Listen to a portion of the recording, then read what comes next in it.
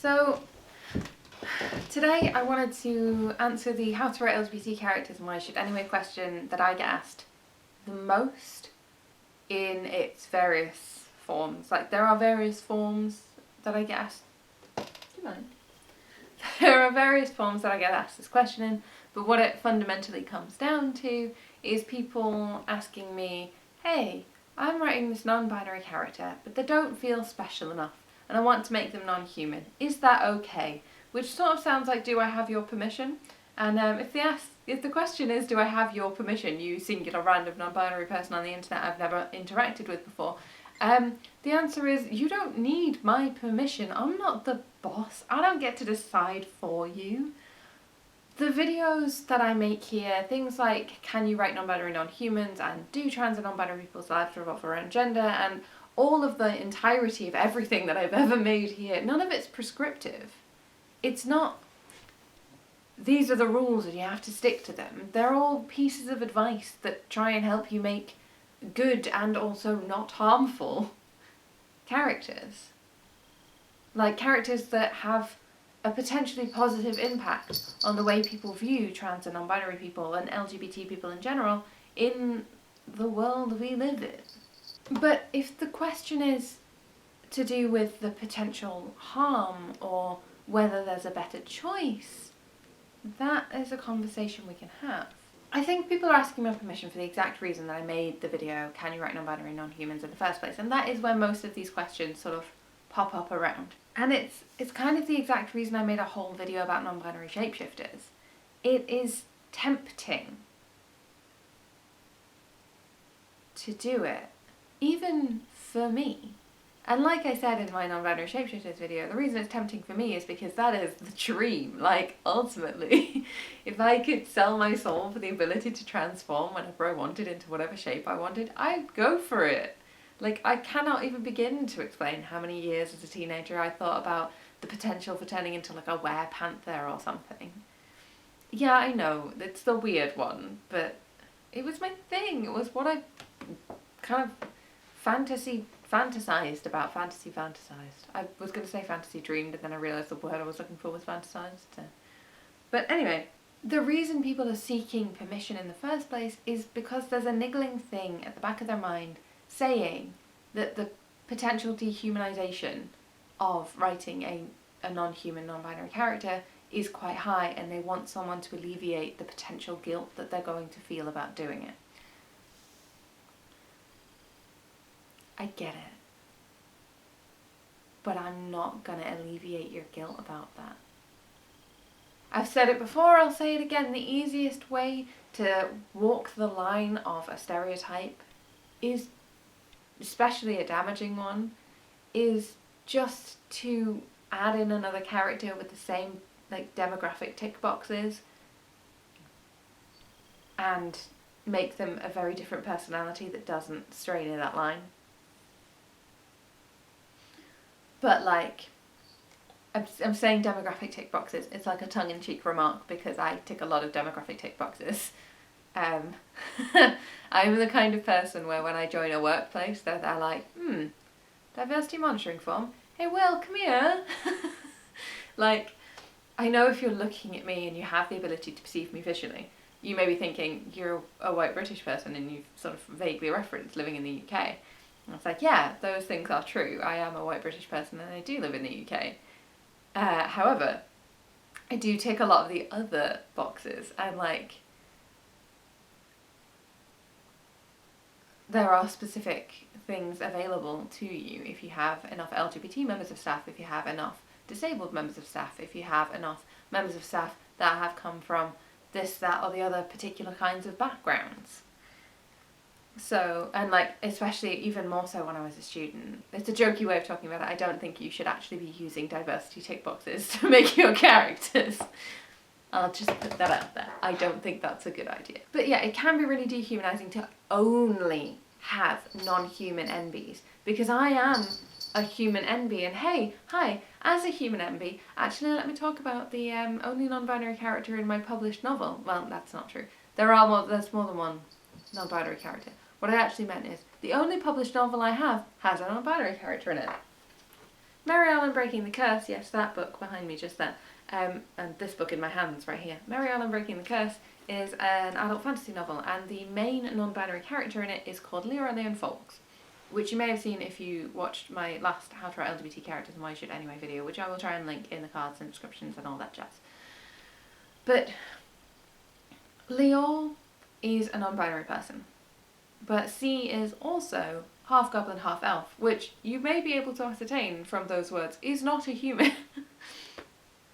And there is nothing wrong with that for a couple of reasons. And here are the reasons, and this is probably the other part of the question that people want to ask. The reason that it's okay that Leor isn't a human but is in fact half goblin, half elf is because there's several aspects to it, including the fact that the main character is also half goblin, half elf. Most of the people we meet are not human in this novel, so we have 4 human characters in the novel. Like, because Kitty's a dragonborn, Gregori's an elf, Raquel's an elf. Oh no, 5, because Al, I forgot about Al.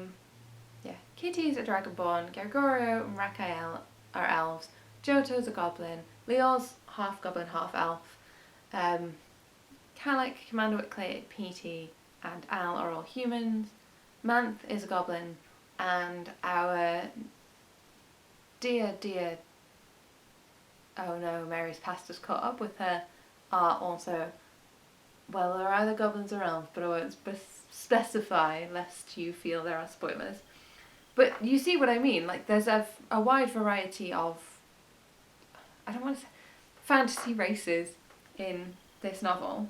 Because of that, Leor essentially counts for human. It's the equivalent of being a human in contemporary society. If you were to transport the events of Mary Arlan Breaking the Curse into our world that we actually live in, Leor would be a human.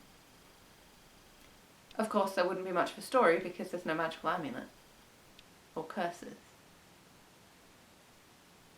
Anyway, my sci-fi series that I've been planning, the one that lives in this red folder, and I've written one for NaNoWriMo one time, and the rest of them are in various stages of I haven't been able to focus on them because I'm trying to do the Guardian Cadet series. So the first one in that, the one that's actually partially written already, has a cast of 6. That's a lie. A cast of 5 main characters. One of them is non-binary. One of them is human. They are not the same character. We have a human he, him, an alien he, him, another alien he, him, an alien she, her, and an alien they, them. I'm not saying, and I have never actively said that you can't have non-binary non-humans. I never said that in the video. I said that it's something you need to be careful about. I said that it's better to have a non-binary human or human equivalent. Whatever your majority of cast is, have a non-binary person who is very cemented in their personhood. And the closer to human they can be, the better. Because in the grand scheme of things, there are plenty of human non-binary people, and we deserve to be visible. And the purpose of including representation of marginalised people, especially people who have invisible style identities like LGBT people, where it's not hereditary, where it's not something you necessarily can pass out without being given the language first. Like, you are still queer, you just don't have the words to be able to describe it. You haven't been given, like, permission from the world that you live in. You haven't been given, like, permission from the world that you live in to be able to express and articulate your ideas. You don't know that you're different from everybody else because you think everybody else feels the way you do as well. Like, when I was growing up, I thought everybody struggled to perform their gender. I thought everybody, like, chafed at the bodies they were in until somebody granted me the gift of knowing that non-binary was a thing. And as much as that's not the purpose of these representations in popular media, they do that. It doesn't matter whether they are the intent. The output, the result is that the more people who know non-binary is a thing, the more people will ultimately realise they're non-binary. And I know that that is a thing that people who are against LGBT people want to get rid of all LGBT books because of. I know that. Because there's a tiny grain of truth to the idea that if you never hear about queer, you won't know you are. Because I, who grew up in an incredibly accepting household, like, I've got other queer family members, and when I came out as bi to my mum, she kind of just went, cool. Like, I didn't even come out to my dad. I just talked about a boyfriend, and then I talked about a girlfriend, and I just let it be. Like, it wasn't a conversation. It never needed to happen. It's an incredibly accepting family. And I'm very privileged and lucky to have that. But I didn't know what trans was. I didn't know what non-binary was. And like, I had a trans friend growing up when I was a teenager, when I was like late teens. I had a trans friend. And even that didn't clue me in. I didn't figure it out until I found out that you could be something outside of binary. And whether you want to be a representation of that or not is irrelevant. You will be that to somebody. If you include a non-binary character in your novel, you will be sending out the message to someone somewhere that they either as a human can be non-binary or they as a human cannot.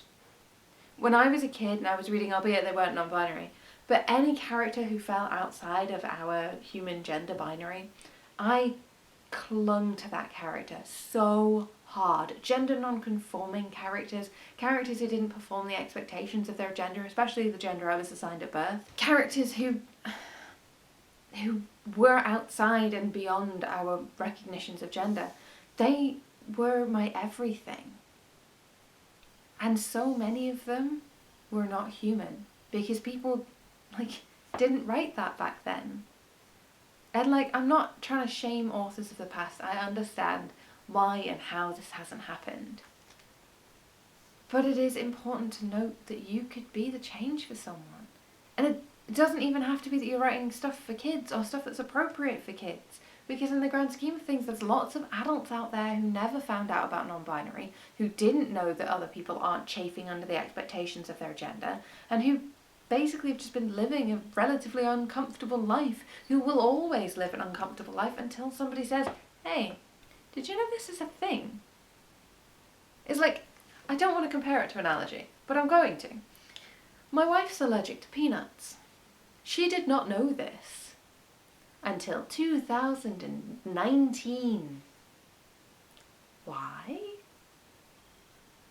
Because we had a conversation about it where she said, super offhand, gosh, don't you find it really annoying that you never feel like you've finished eating your peanuts? And I said, what? And she said, yeah, like when you eat peanuts, it feels like they're stuck in your throat for hours afterwards. And I was like, okay, have you tried drinking water? Because that's the logical solution to that problem. And she said, yeah, it just doesn't seem to help. And I went, do you think you might be allergic to peanuts? And she said no. And I said, are you sure? Because that doesn't sound like an experience I've ever had. Let's ask some other people how they experience eating peanuts. So we just went around and asked our family and friends, hey, when you eat peanuts, do you feel like you swallowed them the first time? And they all said yes, because that is the normal experience.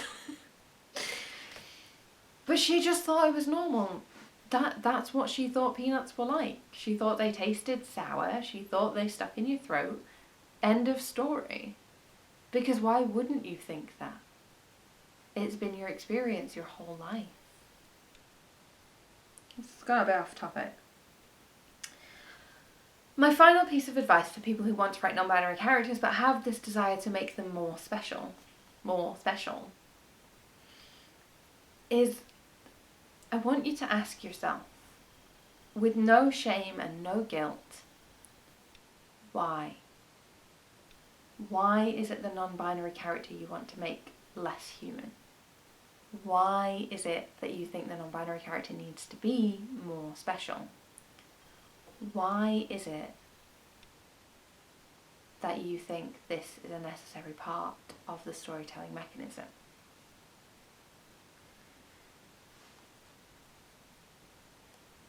Because there is every chance that the reason you're doing it is because you fear internalized biases. And that's okay, we all have them.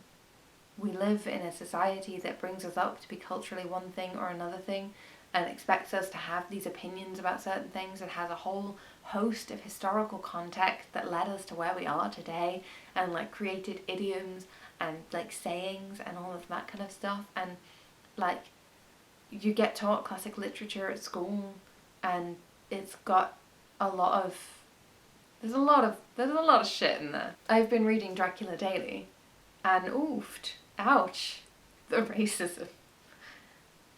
And like, it is of its time. It sucks. It's always sucked. But it is of its time. And we can't shame Bram Stoker for it because he didn't know any better. Because that was the world he lived in. And it's okay if you didn't know any better until now. But you can do something about it now. You can start changing it now. And step one might well be, make a different character non-human. And let your non-binary character be human. Or just like, this is one that pops up a shocking amount. Like, people have multi-person casts, which is normal. And they introduce their non-binary character last out of all of the castmates. So say they've got 8 people, which is a genuine question I've asked once. More than once, actually. A lot of people have 8 cast members. Anyway, so they've got 8 people, and the last one they introduce is the non-binary one. And because there's been 7 people before them, this author in question feels conflicted about making the non-binary person more special because they're the last person to be added to the group. And he has 2 potential solutions to that. Well, actually 3. Just don't do it is one. Like, just don't make them more special. Just make them the same as everyone else. It's fine. But 2 more appropriate potential solutions. Solution number 1. Make a different character non-human first. Or instead. Solution number 2. You ready for this one? Are you ready for this one? Introduce your non-binary character earlier. You get 8 people to introduce and you're thinking, oh, the last one should be special by being non-human. Just don't make the last one non-binary. Make the last one different. Put the non-binary character earlier. Or, heck, have a second non-binary character. Then you can have gender balance, which is cool. I tried to make gender balance happen in Mary Arlan, breaking the curse, but it couldn't happen because the Guardians is a male-only institution and Mary spends a lot of time around them, so there's a lot of guys. Look, I really hope this answers the question for you, because I am willing to talk about it. If you want to come to me with more specific questions, that is fine. I'm happy to help you, and I'm happy to kind of work through making LGBT characters with you. But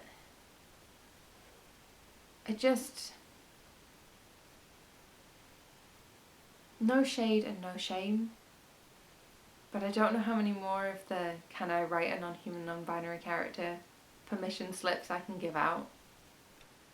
Because, again, like I said, I'm not the boss. I don't make the rules. These are guidelines to try and help you make impact and not harm. And I know different people have different opinions than me. Like, I'm just one non-binary person on the internet trying to give people advice. It's okay if you don't want to take it. That's your decision, ultimately. Like, whether you take it or not is entirely up to you. And I wouldn't begrudge you that. I just might not read your book. Like, oh no. But I do humbly ask that you just try and examine your internal biases against non-binary people, because they exist, they do. I know you don't want them to, I know you don't want to admit to it, and I'm not asking you to like say in the comments, oh yeah, I definitely had an internal bias towards non-binary people, but please bear in mind that I had an internal bias to non-binary people, and I am non-binary. Like, this is a thing that we, almost all of us, have culturally ingrained into. Anyway, I hope you found this helpful. If you did, think about giving it a thumbs up and clicking the subscribe button if you feel like sticking around. If you want to find me or my book, Arlan Breaking the Curse, or a link to my Ko-fi account to support the channel, all of the links for where to find me and my book, Arlan Breaking the Curse, are in the description box below, along with a link to my Ko-fi account if you feel like supporting the channel. I will see you in 2 weeks' time. Bye.